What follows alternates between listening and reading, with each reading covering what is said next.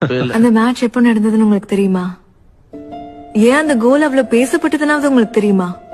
1997ல France and பிரேசிலுக்கு நடுவுல நடந்த game அது. அந்த கோல், அந்த ரெயின்போ கிக், அந்த பனானா கிக், அது நியூட்டனோட ஃபர்ஸ்ட் லா ஆஃப் மோஷனையே முறியடிச்ச கோல். நியூட்டன் சொன்னது என்னன்னா, ஒரு பொருள் மேல நம்ம பலம் கொடுக்கற வரைக்கும் அந்த பொருளோட திசை மாறாது.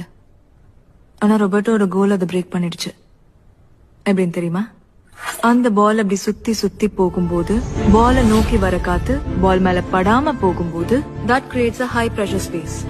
ஆப்போசிட்ல வர காத்தும் அந்த பால் சுத்துற அதே டைரக்ஷன்ல தான் போகும். that creates a low pressure space. அப்படிதான் அந்த பால் ரெயின்போ மாதிரி பெண்ட் ஆச்சு. It's called a Magnus effect. இதையும் கண்டுபிடிச்சது நியூட்டன் தான். ஆனா அது அவ்வளவு ஈஸி இல்ல. பாலோட லோவர் ரைட் கார்னர்ல கிக் அடிக்கணும். வேகம், உயரம், ஆங்கிள் எல்லாம் துல்லியமா இருக்கணும்.